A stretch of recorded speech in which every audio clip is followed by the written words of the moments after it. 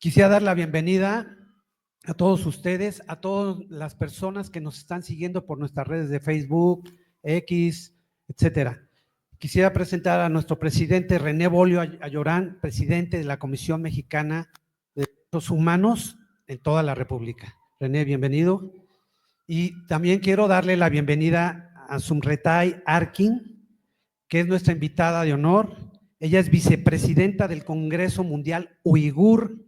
Ella es la que nos va a platicar todo lo que ustedes les hemos esbozado a través de las invitaciones, la tremenda situación que está viviendo el pueblo de la etnia de los uigures en China, y que parecería increíble que a estas alturas del siglo XXI estemos reviviendo una cuestión holocaustica peor o igual que la que vivimos en la Segunda Guerra Mundial con Hitler.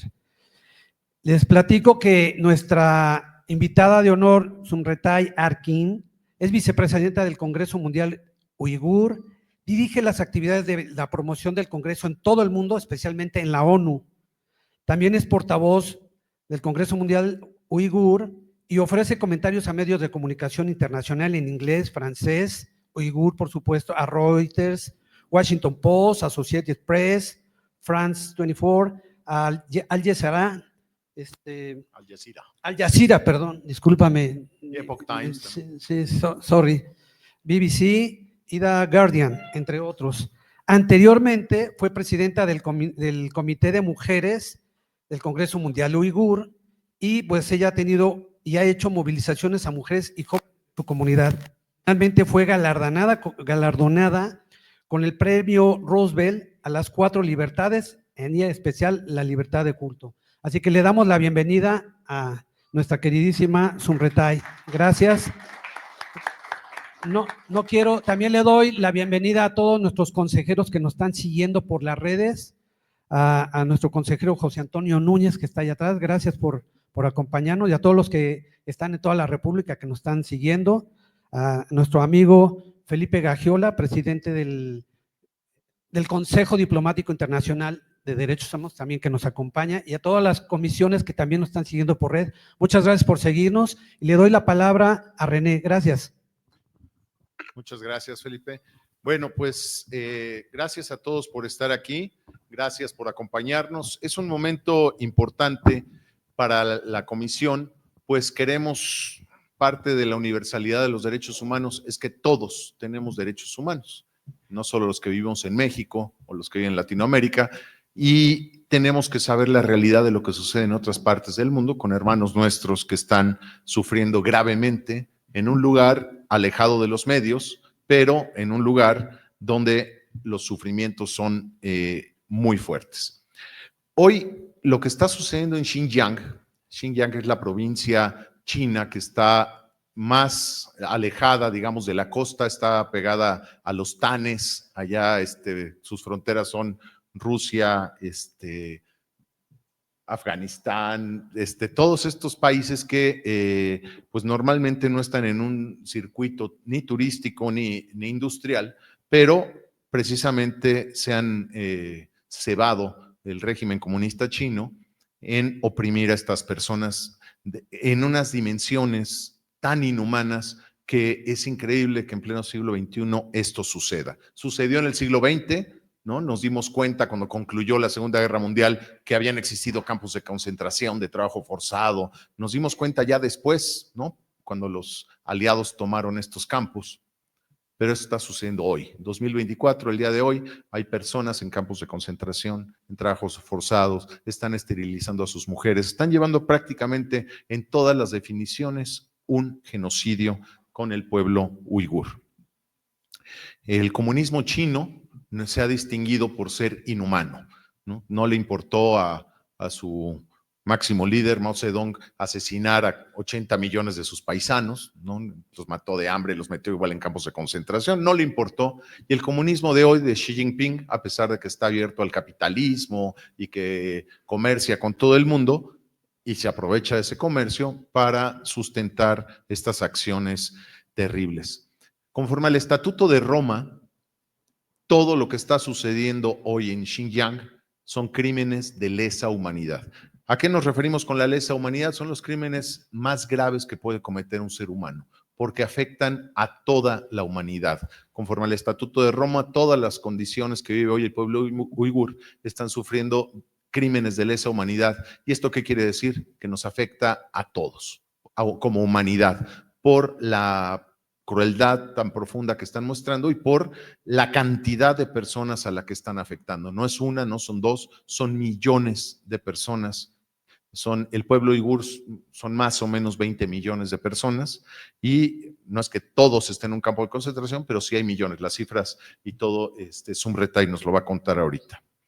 El mundo no lo sabe, el mundo no lo sabe, México tampoco, México no es la excepción, México no está al tanto de lo que está sucediendo, porque en parte el Partido Comunista Chino, quien es el que tiene el control de ese país, pues además de asesinar, encerrar, esterilizar, deportar a los uigures, hace una campaña en todo el mundo para ocultarla. Hace una campaña que hoy mismo está vigente, incluso en las redes sociales ustedes podrán ver todas las mentiras que sacan, invitan les llamamos aquí en México a paleros, ¿no? A gente cómplice para que vaya a decir que qué bonito está todo por allá. Sin embargo, está muy lejos de eso. La campaña, por supuesto, incluye México, incluye Latinoamérica, y el régimen chino impide que esto salga en cualquier medio de comunicación o que cualquier político lo haga. Sin embargo, ha sido tan grave que incluso la ONU, que no es precisamente anticomunista, tuvo que hacer una investigación bajo el control de Michelle Bachelet, que tampoco la podemos acusar de no ser izquierdista.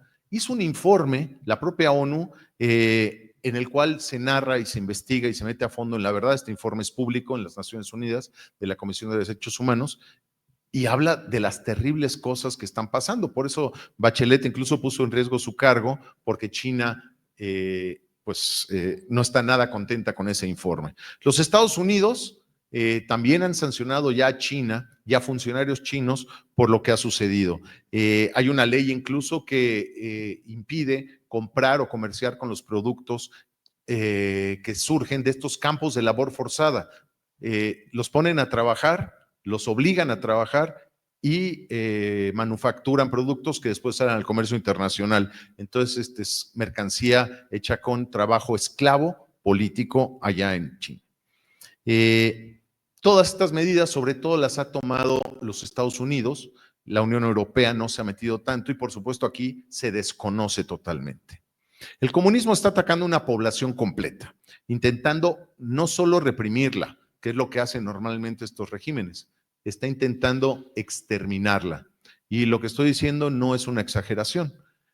Podemos ver cómo la esterilización forzada de sus mujeres los ha llevado a un declinamiento en el número de uigures en los últimos años, porque ya no están permitiendo que nazcan más uigures. O sea, esto es una campaña prácticamente de exterminio de la población.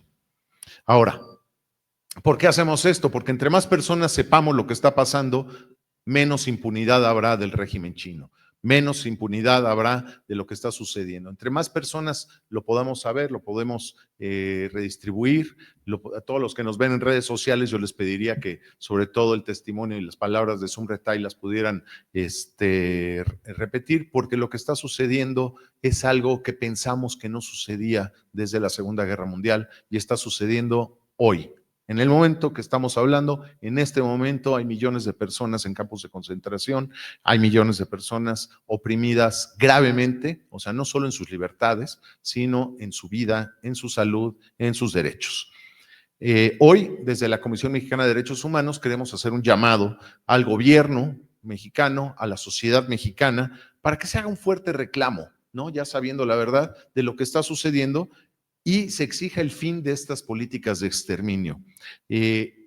Vamos a comenzar el día de hoy con una campaña de firmas para pedirle a la presidenta Sheinbaum y a la Secretaría de Relaciones Exteriores que exijan el cumplimiento en materia de derechos humanos al régimen chino. El régimen de la República Popular China, pues a nadie engañan, no, entre otras cosas, no es una democracia, no es libre, pero encima de lo que le hacen a todos, a los 1.400 millones de chinos, lo que le hacen a esta esquina de China, esto es a su frontera, a sus pobladores, pues es algo que se tiene que saber. No entro en detalles porque muchos de ellos los va a decir, es un detalle, pero les puedo decir que todo el comercio que se hace con China, todo lo que les compramos de mercancía, todo entra a las arcas del Partido Comunista Chino, que utiliza parte de ese dinero para reprimir y exterminar no solo a los 1.400 millones de chinos, sino para buscar el exterminio de la población uigur. Esto nos tiene que importar en México, nos tiene que importar en el mundo, porque cada vida humana cuenta. Toda vida humana cuenta, todas libertades de todos cuentan, y hoy es el momento de saber qué está pasando allá para tomar conciencia y, si es posible, tomar acción. Muchas gracias por su atención y dejo con ustedes a Zumreta Yarkin, que directamente desde Alemania viene en una gira latinoamericana y viene a hablarnos en primera persona de lo que está sucediendo hoy en la parte occidental de China. Muchas gracias. Muchas gracias, René. Good morning, everyone. So I think René has given a pretty good picture of the situation for Uyghur people. But I would like to first also show my solidarity to all the people who are suffering under the Chinese Communist regime, including Tibetans, Chinese human rights defenders, Taiwanese, and as well as Hong Kongers as well. So today, what is happening in the Uyghur homeland, as we refer to as East Turkestan, or officially it's known as the Xinjiang Uyghur Autonomous Region, Uyghurs are undergoing a genocide. So this campaign started in 2017 with the mass arbitrary detention of millions of Uyghurs and other Turkic people. And they're detained in those camps indefinitely without any official charges, without legal representation, and they're forced to undergo political indoctrination. And the reporting of the camp system was corroborated by official Chinese leaked documents like the Karakash list or the Aksu list, China cables, among others. And there were also researchers like Dr. Adrian Zenz, as well as different research organizations that have documented on the extent of those camp networks in the region that is counted in thousands. And the reality of the situation inside those camps is very dark. The camps, so based on camp survivors' testimonies, the detainees are held in very poor conditions. The reports of torture in the camps are widespread. And there's also forced sterilization on women detainees, physical, mental tortures during interrogations. And of course, the detainees in those camps have to go through indoctrination classes every day. So they wake up at a specific hour every day. They eat, very little. And the hygiene in those cells are also very poor. And the basis of this detention is based on different laws that were introduced slowly under the Xi Jinping presidency. It started with the regulation on de-extremification, as well as the counterterrorism law, which basically defined terrorism or acts of terrorism as in a very broad and wide way that included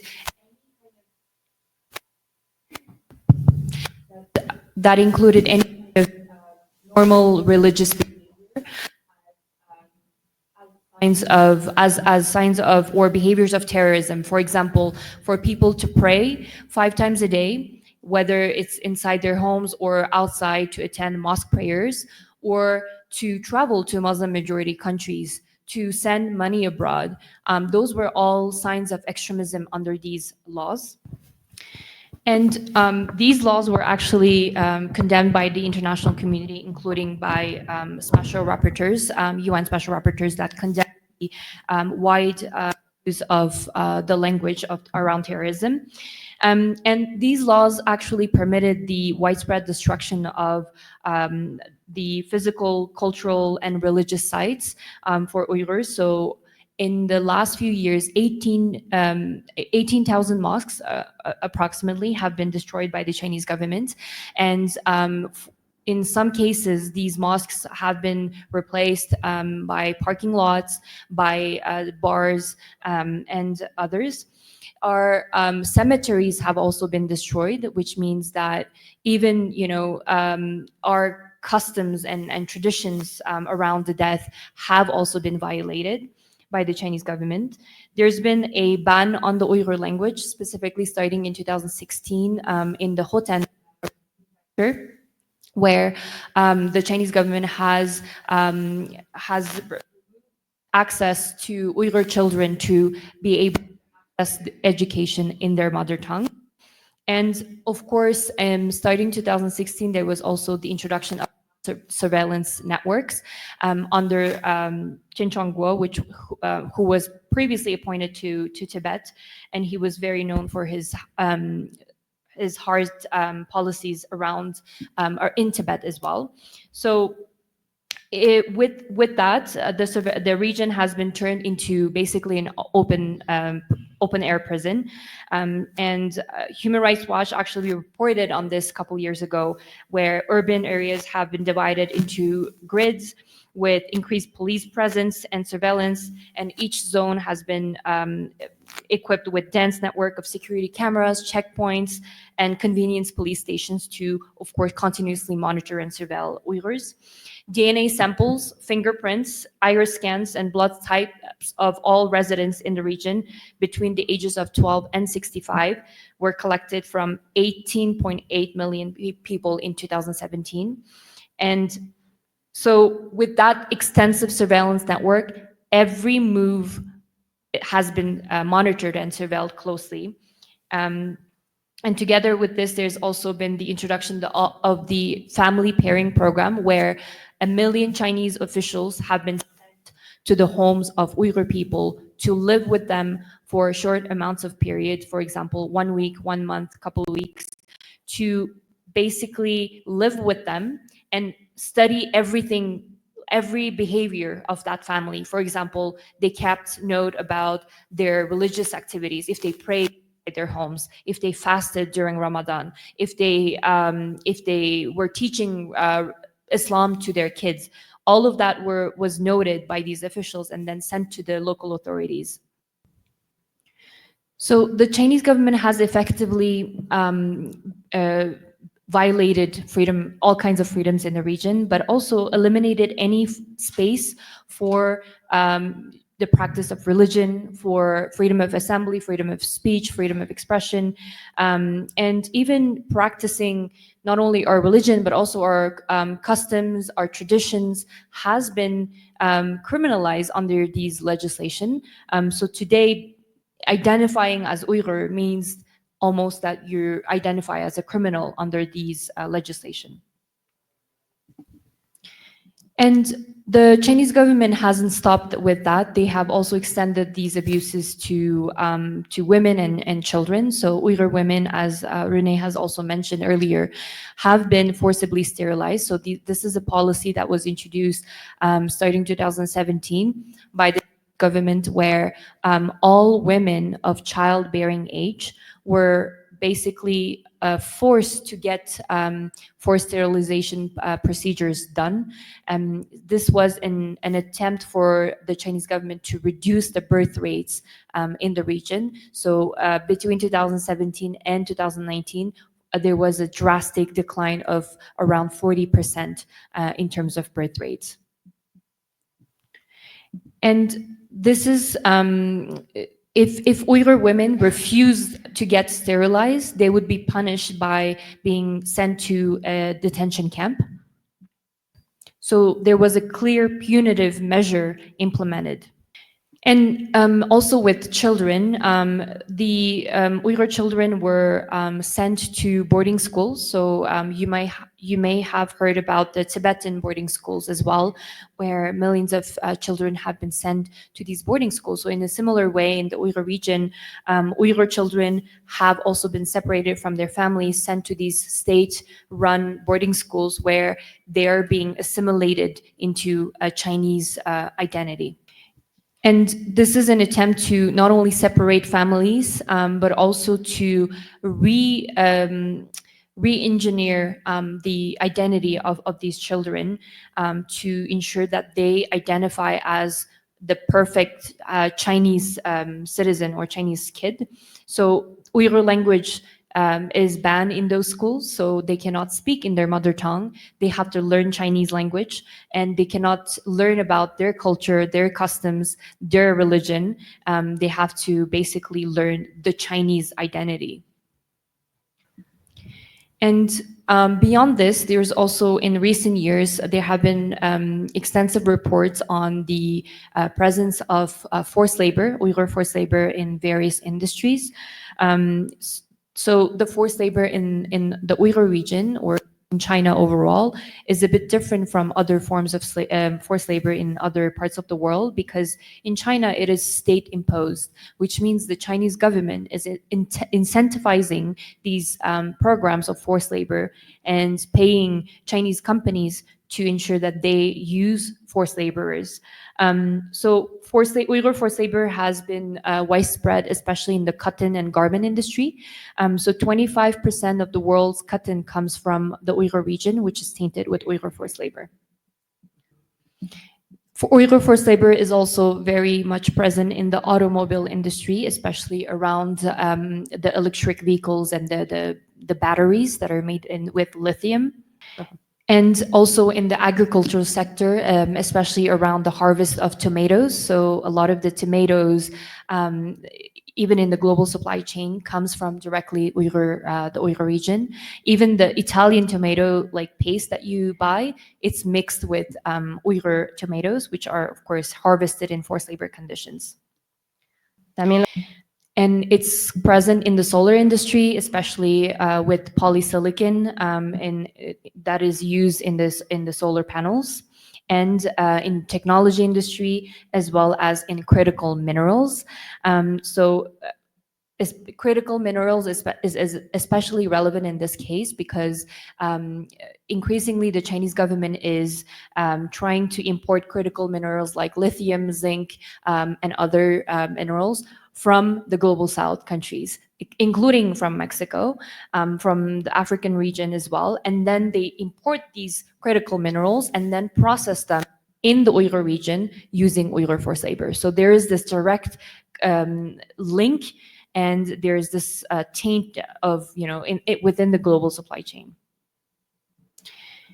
And just lastly, on also the extent of the issue, even in exile, so Uyghurs who live in the diaspora community are also not safe, especially for Uyghur refugees and asylum seekers. So states that are hosting Uyghur refugees and asylum seekers have been pressured by the Chinese government to deport them back to China, often leading to their disappearance or their torture, and in worst cases to their death.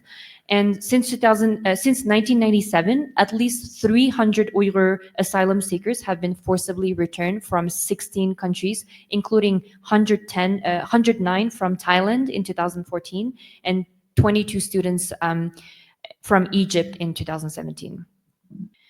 And all of these violations have been actually analyzed by a group, or actually by a group of lawyers and prosecutors during the Uyghur Tribunal, which was led by Sir Jeffrey Nice, who was the former prosecutor of Milosevic during the ex-Yugoslavia Tribunal. And so they have, after 18 months of analyzing evidence and witness testimonies and 3 hearings in London, they've published this judgment, which is called the Uyghur Tribunal Judgment.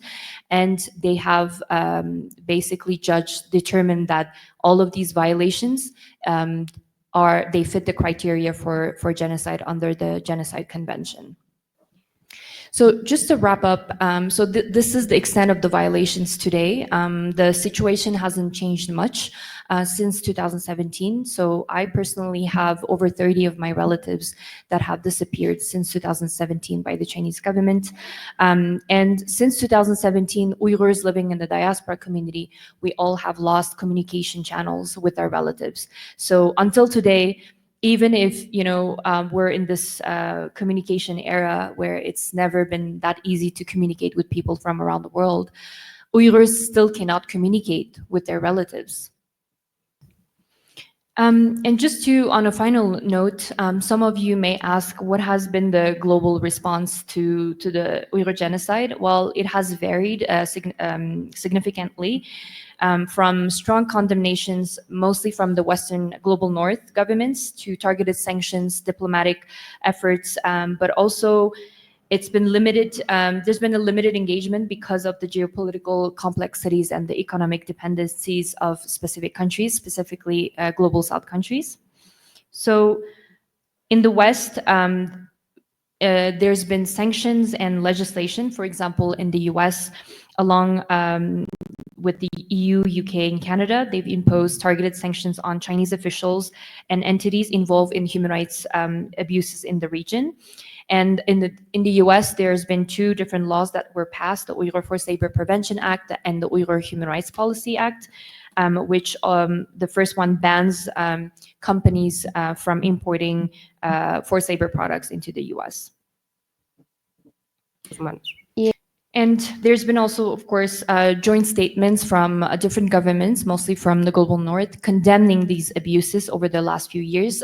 This is especially the case at the UN, either at the Human Rights Council or at the Third Committee in New York. However, we have seen in the last few years the limited consensus in international forums like the UN, in spaces like the Human Rights Council, where human rights abuses should be discussed, but we have seen the increasing silence of global South countries on this issue. This also includes Mexico as a government that has actually not been very vocal about condemning these atrocities. Some of the Mexican ambassadors have actually been on a propaganda visit to the region when they were invited by the Chinese government. So it's not only have they been silent on the issue in a way, but they have also been part of these Chinese propaganda campaigns. And it's the same with Muslim majority countries. So while some countries like Turkey have expressed concern and condemned China's treatment of Uyghurs, others have remained silent or supportive of China due to, of course, economic ties and strategic interests. Countries like Saudi Arabia, Pakistan, and Egypt, and many others. And in all of that, the Chinese government has consistently denied all of these allegations of abuses, calling these camps vocational training centers aimed at combating extremism. And Beijing has also launched global campaigns to discredit critics and portray its policies as beneficial to Uyghurs. And China has also retaliated against countries imposing sanctions by cutting trade ties or leveraging its economic influence as a deterrent to potential critics. And why am I in Mexico, you may ask? I'm in Mexico and in many other countries in the global South because we're trying to raise awareness about the issue, and we're trying to look for partners, allies to raise awareness about the issue, to do something to end these atrocity crimes and to put pressure on these governments. So I believe that altogether we can put pressure on these specific governments, including the Mexican government, to do better in multilateral spaces, to condemn these abuses and to contribute to its end, because it's part of UN member states' obligation to end genocides. Muchas gracias.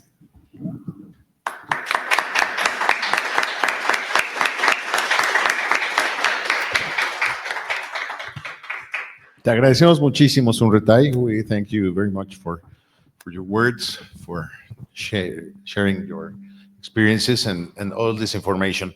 Les quiero decir, sí hay cosas que sí se pueden hacer desde México, podemos presionar al gobierno mexicano, ahora que sabemos esto, a quienes nos escuchan en las redes y todo eso, pueden difundirlo.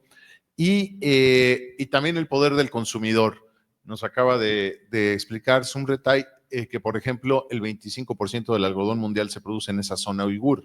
Entonces, ya saben, por barato que esté un producto chino hecho de algodón, es probable que venga de las manos de trabajadores forzados, esclavos allá en China, piezas solares. Y bueno, normalmente la mercancía china que compramos puede ser barata gracias a que, por supuesto, no pagan un salario, sino que son manos esclavas. Vamos a, como les decía, hacer una campaña de firmas para que la gente sepa qué está pasando y para decirle al gobierno mexicano que si no sabe lo que está pasando, se dé cuenta. En algún momento de la próxima semana ya que el gobierno chino está invitando a que vaya la gente a esa zona a tomarse fotos y a ver que todo está bien y regular, voy a ir a pedir mi visa para que me dejen entrar, a ver si alguien me quiere acompañar a pedir la visa y a ver si nos la dan, ¿verdad? Abrimos un espacio para todos por si quieren hacer una pregunta puntual. Aquí está Sumretay, aprovechen que está aquí para hacer preguntas. A ver, entonces, Adelante, por favor. Eduardo, primero, por favor. Have you been persecuted by the embassies of the Chinese government? In other countries. Yes, very much. I just received death threats last week because of a conference that we were hosting in Bosnia. And we received Chinese agents in our hotel who were photographing our delegates in the lobby. They were our emails were hacked. So transnational repression is ever increasing, and especially targeting human rights defenders working on China, whether it's Uyghurs, Tibetans, Hong Kongers, Chinese human rights defenders, and others. They use all kinds of methods, especially family hostages. So, for example, my relatives, although I don't have any communication with them, I've learned through some sources that my relatives have been harassed consistently in the last year because of my international advocacy for my people. So this is something they use quite regularly. They also misuse some international institutions like the Interpol by using Interpol red notices. So we've had, for example, our former president, Dolgunisa, who's had an Interpol red notice for 21 years. This is in the book here.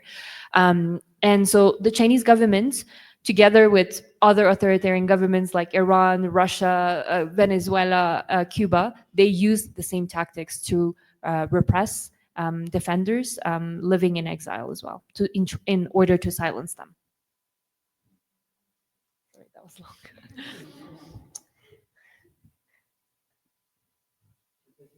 Un segundo.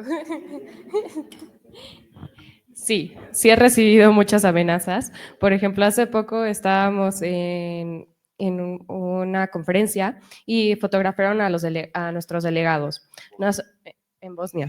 Nos han hackeado los emails, hemos recibido amenazas, han usado a nuestras familias para presionarnos como rehenes. Ajá. Y esto no solo le pasa a nosotros, a la comunidad uigur, sino también a los tibetanos, a los hongkoneses, y es algo que vemos muy seguidamente, muy seguido más bien, y al final lo que están buscando siempre es reprimirnos. Por ejemplo, nuestro presidente de la Organización del Congreso Mundial Uigur ha recibido una triple alerta roja mundial, donde a cada vez que trata de viajar o entrar a países democráticos, se le detiene. A otros países comunistas, también, como son Cuba, Venezuela, hemos visto que también usan este tipo de métodos para presionar a los exiliados o disidentes. Organ trafficking? Yeah, one of the main crimes is organ trafficking from these people that have been repressed by the system. So what's your opinion and knowledge about it? Yes, we've heard some of that as well, occurring, especially targeting Falun Gong prisoners and some political prisoners. There's been also some evidence studied for Uyghurs who have also been subject to organ harvesting. There was a China tribunal in 2019 that specifically looked at the evidence. And I mean, it is a major crime. We've had doctors testify as well to the fact that they themselves had to transplant organs in a coercive manner. It is a despicable crime, and it should be condemned just like the other crimes. Sí, hemos visto esto muy seguido. Ha habido prisioneros políticos o miembros de la comunidad uigur que se les han sacado los órganos y han sido llevados. Tenemos varios testigos y doctores que mencionan que ellos mismos han trasplantado los órganos. Entonces es un crimen atroz y debería ser parado y debería haber más condena al respecto. Allá atrás.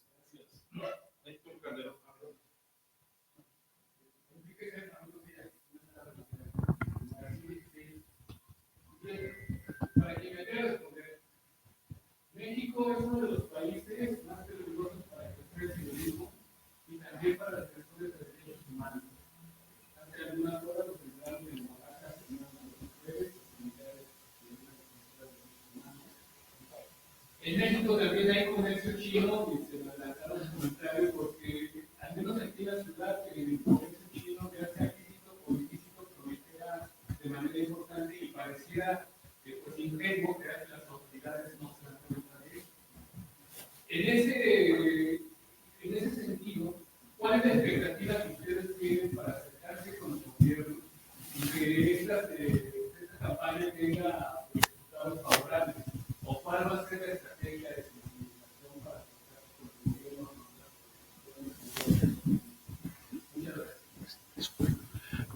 Muchas gracias. Bueno, pues el tema es grave. Lo primero es difundirlo, hacer este tipo de comunicación, de testimonios de lo que está sucediendo allá, para que la gente sepa, ¿no? Que no es una cuestión de política o de posicionamiento ideológico, ni mucho menos. Es una cuestión que tiene que ver directamente con derechos humanos. Y sí, la situación de los derechos humanos aquí, de los periodistas, de los sacerdotes que los matan, de los que trabajamos por derechos humanos, sí es un riesgo, lo sabemos, pero no es ningún riesgo comparado a lo que viven allá en Xinjiang, ¿no? Que allá pues, no necesitas ser periodista ni sacerdote para que te maten, te metan en un campo de concentración, te reeduquen, te saquen los órganos o te maten, ¿no? Entonces, pues tenemos que difundir lo que está allá y frente al gobierno mexicano decirle, ya sabemos lo que está pasando, haz algo, sabemos que va a ser difícil que lo hagan, pero al menos acusarlos y como sociedad pues también tenemos una responsabilidad de no colaborar con estos regímenes, ¿no? Por ejemplo, el poder del consumidor, el boicot a los productos hechos en China, por ejemplo, el contrabando textil en México es fuertísimo y sabemos que al menos como consumidores, saber que si compras un producto que contiene algodón hecho en China, es probable que venga de allá y por barato que esté, estás contribuyendo a un crimen muy grave, ¿no? Entonces, eso es lo que podemos hacer desde México. Primero, difundir la verdad, decirles a la gente lo que está pasando. Hoy ustedes ya lo saben, hoy quienes nos ven en las redes lo saben, pues esto está grabado, se va a redifundir, hacerlo saber y hacer este tipo de reclamos al gobierno mexicano y, por supuesto, cuando se pueda, a los representantes de la dictadura china. Ahora sí. Okay. Who is the main representative of the Uighur community in the Communist Party of China? Also, is there any contradiction between your representation of the World Uyghur Congress and this representative inside of the Chinese government? And can you also tell us how big is the Uyghur community in numbers? Yes, so I'll start with that. So Uyghurs, according to official Chinese statistics, it's 12 million in the region, so inside, but we estimate around 20 million. And in the diaspora community in exile, it's around 1.5 million. Most of them are located in Central Asia, Kazakhstan, Kyrgyzstan, Uzbekistan. There's around 60,000 Uyghurs in Turkey. In Europe, altogether, it's 15,000. In North America, Canada, US, it's another 15,000. In Japan, 2,000. Australia, 5,000. So that's kind of the picture. And And in terms of the representation inside, no, there's no representation inside. The Chinese government represents us. The Chinese Communist Party represents us. There's no voice for Uyghurs left. That is why we're being repressed, and that's why they're trying to eradicate our culture and identity. And the representation outside, my organization, the World Uyghur Congress, is one of the main representative bodies of Uyghurs in the diaspora community. And of course, we are banned from China. China sees us as they're one of their number one enemies. So there's no like dialogue with the Chinese government. What we're trying to do is just represent the interests of the Uyghurs, both inside and outside. But there's no direct communication or dialogue with the Chinese government. You hold me a little to translate the past. Ok.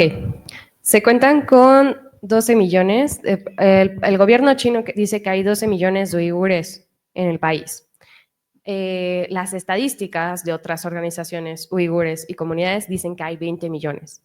Entonces, aquí hay una diferencia, que hay, justo lo que se está criticando es dónde están esas personas. Hay 1,5 millones que están en Asia Central. Hay 60,000 que están en Turquía, hay 15,000 que están en Australia, lo mismo con Canadá y otros países. Y en cuanto a representación, no hay representación. El Congreso Mundial Uigur, que viene aquí representando Sumretai, es el único que le da, bueno, hay más personas que le dan voz a la comunidad, pero este es el principal defensor de la comunidad y representante. Dentro del gobierno chino no hay representación, no hay voz y solo hay represión. Un segundo. Al final, todos los que son parte de este Congreso Mundial Uigur y que levantan la voz para representar a ellos han sido expulsados de China y no pueden entrar. Se les considera como número 1 en la lista de enemigos del gobierno chino. Y al final no hay forma de representar los intereses de la comunidad uigur dentro de China y no hay diálogo. It's about the World Liberty Congress and the participation of other regimes, including the ones from Latin America, as the ones in Venezuela, Cuba. What are your thoughts about the alliances that are working inside of the group? And Nicaragua, sorry. Yeah, I mean, so my organization is part of the World Liberty Congress, which is this network of different activists and organizations all working for democracy and human rights around the world, and also countering authoritarianism in all different parts of the world, which includes, of course, these countries in Latin America. And we work closely with them because Chinese government is working closely with these governments in trying to, export these authoritarian measures to, outside of China and other places. And if you look at how these governments work, they all work in close partnership, whether it's at the multilateral level at the UN or elsewhere, to back each other. So we're trying to do the same, but as a democratic. So yeah, my good friend Sophie, who is a Chinese human rights defender in the audience, is part of that network. We're part of the same Asia Pacific network. So welcome, Sophie, again.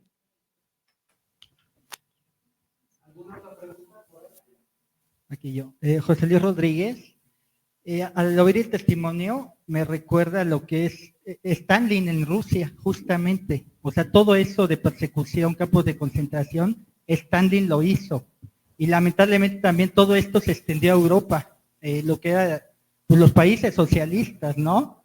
Lamentablemente esos errores se siguen reproduciendo hoy en día y me alarma, ¿no? Porque yo pienso un régimen totalitario, autoritario, se va gestando poco a poco, no es de que de repente nace así. Y lamentablemente veo a México y vamos para allá, lamentablemente. O sea, porque es un país donde, vamos, ya la democracia está desapareciendo, el Estado de Derecho ya está cuestionado. O sea, la 4T no quiere hablar, justamente es un gobierno, vamos, empoderados ya, quieren hacer cambios profundos y radicales. Vamos para allá, lamentablemente, porque ¿con quién, vamos, Obrador a quién abraza? A Maduro, a este cuate de Cuba. O sea, son socialistas y se está gestando en México lamentablemente esto de un gobierno poderoso que va en contra de las libertades, que no dialoga, que no le interesa hacer consensos. Entonces mi pregunta es, para no llegar a estos extremos, que les repito, se han gestado poco a poco, ¿qué podemos hacer ahorita? Como pueblo mexicano está bien apoyar para que se denuncie todo esto, porque son los excesos de poder. Entonces, ¿qué podemos hacer ahorita que podemos luchar? Porque lamentablemente estos cambios son profundos y rápidos. Entonces, ahorita que todavía podemos hacer eventos de este tipo, ahorita que todavía podemos alzar la voz, ahorita que todavía podemos organizarnos, ¿qué podemos hacer para no caer en esos extremos? Gracias. Let me You answer wanna- after yeah. after Ana translate. Mira, pues efectivamente la tentación autoritaria está en todos los gobiernos del mundo, toda la historia. El costo de la libertad es defenderla día con día. Esto no lo digo yo, lo han dicho líderes mundiales, lo dijo Ronald Reagan, porque pues la libertad está en riesgo siempre, está siempre a 1 o 2 generaciones de perderse. Hoy en México tenemos ese riesgo, tenemos estos rasgos autoritarios claramente definidos en la 4T, ¿no? Y sí, pues efectivamente, este tipo de foros, el saber que no somos los únicos que estamos enfrentando esto, que hay personas que están peor, pero que, como tú dices, podemos tener ese rumbo, pues lo primero es advertirlo, denunciarlo, ¿no? Y la segunda es organizarnos y tener organizaciones como la comisión, como otras que se pueden unir para pelear esto, ¿no? Hoy no tenemos representación válida, no tenemos partidos de oposición, no tenemos realmente nada, tiene que ser la sociedad mexicana la que se una y también, una vez unidos, pues también buscar, pues estos regímenes no trabajan solos, como lo dice Sumretay, ¿no? Entonces, pues así como se unen los gobiernos entre ellos, también las sociedades, unirnos con los uigures, con los cubanos, con los venezolanos, con todos los que están sufriendo esto porque es el mismo enemigo. Son estos sistemas comunistas totalitarios que se respaldan entre ellos, pues también las sociedades que los sufrimos y que no queremos, pues también tenemos que sumarnos y organizarnos. Esa es una de las vías para hacerlo. Sumretay, please. I mean, I think you've answered the question yourself. I think, from what I understood, I think solidarity matters, and I think like bringing our forces together to counter these regimes and these, because it's the same. If you really study these governments, they use tactics to some extent, and so I think. For example, World Liberty Congress, it's something that I've mentioned a lot, but it's, we're trying to basically come together, counter that. And I think solidarity between different movements matters. What happens in China may be very far, from the Mexican, for any like average Mexican person, but I think it matters because it's all like connected to some extent. And I think working together to counter these measures can be the solution. And because if you look at it, China, for example, is exporting some of its surveillance, technology abroad, and all of these authoritarian governments, including Nicaragua, Venezuela, Cuba, they're using that technology. I was in Africa just a couple of weeks ago, attending the African Human Rights Commission in the Gambia, and the whole building where the commission was held was built by the Chinese government, and the whole telecommunication infrastructure was built and given by the Chinese government. So, global South countries are using that, but they don't realize that in the long term, they're trapped in debt trap diplomacy. And they're they don't realize they're slowly importing all of these repressive systems, and they have to pay back to the Chinese government, not necessarily in money, but in other ways. So that becomes dangerous because that's this direct threat to the country's sovereignty as well.